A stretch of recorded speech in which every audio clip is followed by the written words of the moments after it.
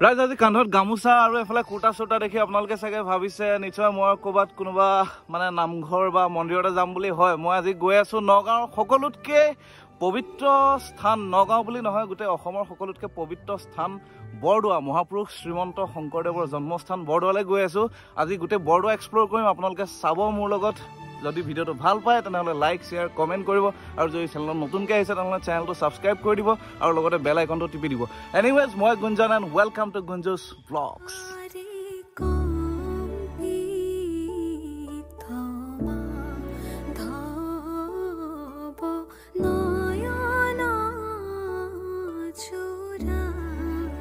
চকা যেতিয়া আমি আহি পাই গ'লো বৰদোৱাৰ বহুত নেদেখা বস্তু বহুত নজনা কথা আজি আপোনালোকক জনাম আপোনালোকে খালি ভিডিঅ'টো চাই থাকিব শেষলৈকে এস্কেপ নকৰিব নাকাটিব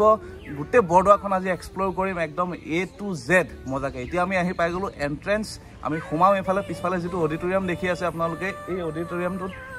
বিভিন্ন ধৰণৰ সাংস্কৃতিক মানে ধৰ্মীয় বিভিন্ন ধৰণৰ অনুষ্ঠান যেতিয়া ইয়াত দৌল উৎসৱ হয় সেই দৌল উৎসৱৰ সময়ত বা বিভিন্ন সময়ত মানে ইয়াত মানে হেৰি হৈ থাকে আপোনাৰ বিভিন্ন সাংস্কৃতিক অনুষ্ঠান ধৰ্মীয় বিভিন্ন ধৰণৰ সভা মানে আলোচনা বিলোচনা এইবিলাক হৈ থাকে ইয়াতে এইটো পিছফালে দেখা পাব আপোনালোকে এতিয়া আৰু মই বাকী বস্তুবিলাক দেখাই আছোঁ চাই থাকিব খালি ভিডিঅ'টো একদম শেষলৈকে বহুত কষ্ট কৰি আপোনালোকৰ কাৰণে ভিডিঅ' বনাবলৈ আহোঁ আপোনালোকৰ পৰা লাইক আৰু কমেণ্ট পালে সঁচাকৈ বহুত মানে অনুপ্ৰাণিত হওঁ চ' চাই থাকিব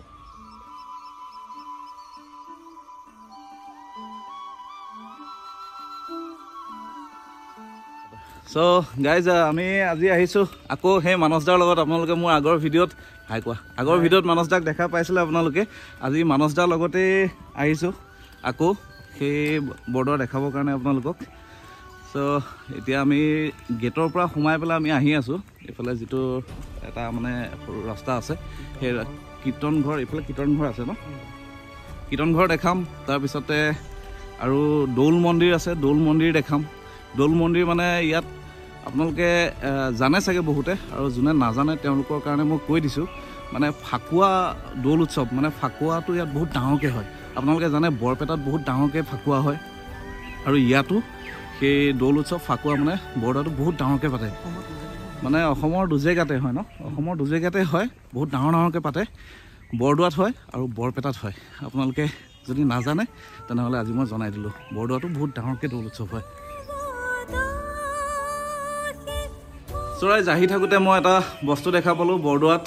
আপোনালোকে জানে আমাৰ গুৰুজনাই সাঁচি পাতত বিভিন্ন পুথি ৰচনা কৰি তাত লিপিবদ্ধ কৰিছিলে আজি সেই সাঁচি পাত মই আপোনালোকক দেখাম আপোনালোকে চাওক ইয়াত এটা প্ৰশিক্ষণ চলি আছে সাঁচি পাতত মানে প্ৰশিক্ষণ অসম চৰকাৰৰ গুৰু শিষ্য পৰম্পৰা মণিকাঞ্চন আঁচনি এই আঁচনিৰ জৰিয়তে প্ৰশিক্ষক শ্ৰী হৰিনাৰায়ণ কোঁৱৰদেৱৰ দ্বাৰা আমাৰ ইয়াত তেখেত উপস্থিত আছে তেখেতে এই প্ৰশিক্ষণ দি আছে আপোনালোকে চাওক ইয়াত খুৰা এই সাঁচি পাতত যে আপোনালোকে এই প্ৰশিক্ষণ দি আছে লিপিবদ্ধৰ কাৰণে ইয়াৰ বিষয়ে অলপ আপুনি অৱগত কৰিবচোন আমাক ৰাইজক এইটো গুৰুজনাৰ দিনৰ পৰম্পৰা আৰু অসমতেই এইটো প্ৰাচীন কালৰ পৰা চলি আছে হয় আৰু এইটো সপ্তম শতিকাৰ পৰা চলি থকা বুলি আমি পাওঁ আৰু পুথি কৰি এই পৰম্পৰাটো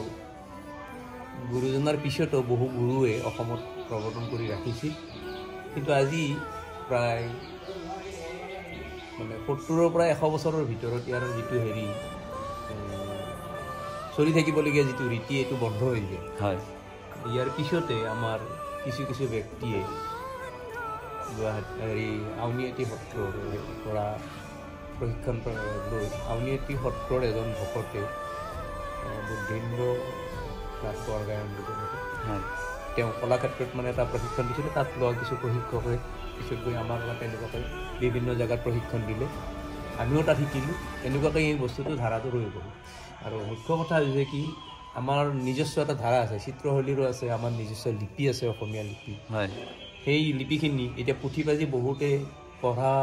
অধ্যয়ন কৰিবলৈ নোৱাৰে লিপিবিলাক পুৰণা হোৱাৰ কাৰণে হয় সেই বস্তুটো প্ৰচলন কৰাৰ কাৰণে মাননীয় মুখ্যমন্ত্ৰী সৰ্বানন্দ সোণোৱাল দেৱে হেৰাই যাব ধৰা যিখিনি সংস্কৃতি এইখিনি উদ্ধাৰৰ কাৰণে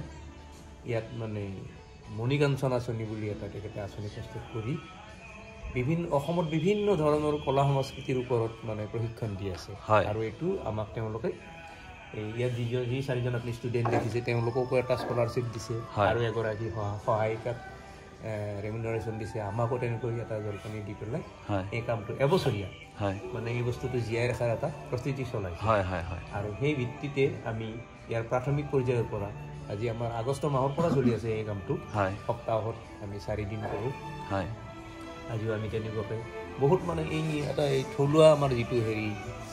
কৃষ্টি বৰ চহকী কৃষ্টি হয় হয় হয় আৰু ইয়াত মানে শ্ৰমৰো বহুত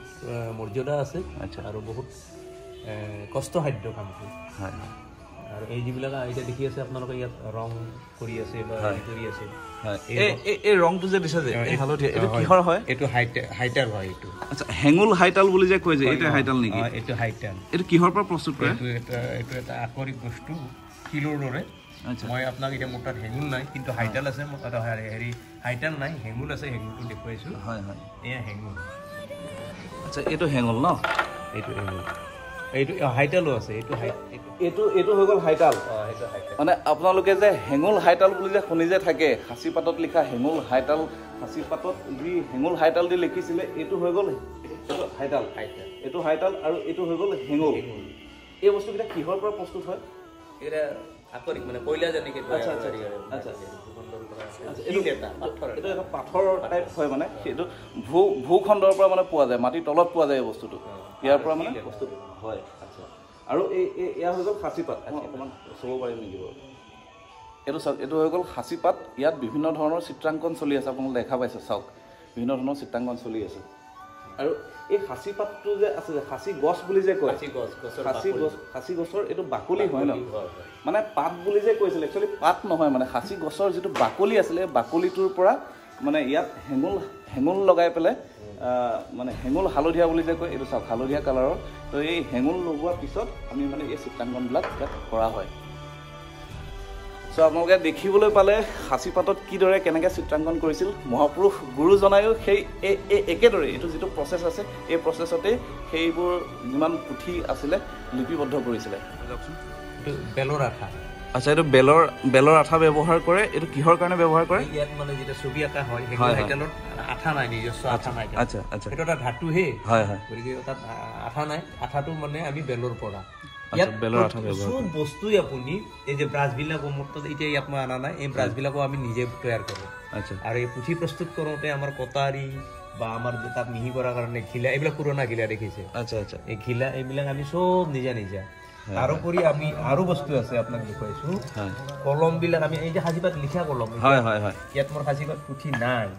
সাঁচিপাত লিখা কলম এইবিলাক কলমটোতো বেলেগ হ'ব লাগিব সাঁচিপাতত আচ্ছা এইবোৰ চাওক কেনেকুৱা ধৰণৰ কলম ব্যৱহাৰ কৰে এইটো নিজে প্ৰস্তুত কৰিছে ন আপোনালোকে এইবিলাক বনাই ল'ব লাগিব এইটো বাঁহৰ হয় এইটো বাঁহ দি পেলাই এই কলমবিলাক এনেকৈ প্ৰস্তুত কৰে আমি যে লিখোঁ যিবোৰ কলম সেই কলম নহয় এইটো বেলেগ ধৰণৰ এনেকৈ বাঁহ দি পেলাই এক্সক্লুচিভলি তেওঁলোকে বনাই লৈ পেলাই সাঁচিপাতত অংকন কৰে চিয়াহীটো আমি নিজে বনাই লওঁ আচ্ছা চিয়াহীটো নিজে আপোনালোকে বনাই লয় আচ্ছা আচ্ছা ঠিক এতিয়া মানে ইয়াৰ লিপিবিলাক কেনেকুৱা হয় আমি তেওঁলোকে লিখিছে গম পাইছে হয় হয় তেওঁলোকে লিখা হেৰিবিলাক বহীবিলাক আজি অনা নাই হয় হয় বহীবিলাক অনা নাই গম পাইছে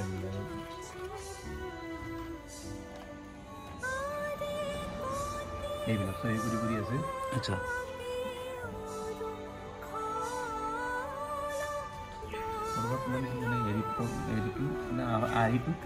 এইবিলাক পুৰণা আচ্ছা এইখন আমাৰ ব্ৰজাৱলী ভাষা বুলি যে কয় সেই ব্ৰজাৱলীৰ মানে কি আমাৰ অসমীয়া ভাষা আপোনালোকে জানে গুৰুজনে ব্ৰজাৱলী ভাষাত লিখিছিল ব্ৰজাৱলী ভাষাৰ যিখিনি লিপি আছে ন যি মানে আপোনাৰ আমাৰ যেনেকৈ ABCD ক খ গ ঘ আমাৰ অসমীয়াত আছে ঠিক তেনেকৈ ব্ৰজাৱলীৰ এইখিনি লিপি চাওক কিমান এক্সক্লুচিভ বস্তু দেখাই আছোঁ চাওক আপোনালোকে মানে আজি মানে এটা বেলেগ টাইপৰ মানে হৈ গ'ল গোটেই বস্তুটো চাওক না এইখন হৈ গ'ল ব্ৰজাৱলীৰ আমাৰ গোটেই মানে এলফাবেটছ বুলি ক'ব লাগিব এলফাবেটছ হয় ব্ৰজাৱলীৰ লিপি হয়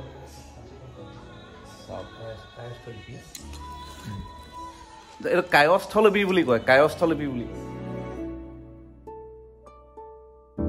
আৰু এই ব্ৰাছডাল চাওক এই ব্ৰাছডাল হৈ গ'ল হেণ্ডমেড মানে নিজে আমাৰ খুৰাই নিজে বনাই লৈছে এডাল বাঁহত এইটো কি দিয়া আছে ওপৰত এইটো হেৰিটো আচ্ছা কেৰকেটুৱাৰ নোম দিয়া আছে কেৰকেটুৱা যে তামোল খাই আপোনালোকে জানে সেই কেৰকেটুৱাৰ নোম দি পেলাই এই ব্ৰাছডাল বনাইছে এই ব্ৰাছডাল দি পেলাই মানে সেই তাত খাচী পাতত মানে বিভিন্ন চিত্ৰ অংকন কৰা হয় এইডাল চাওক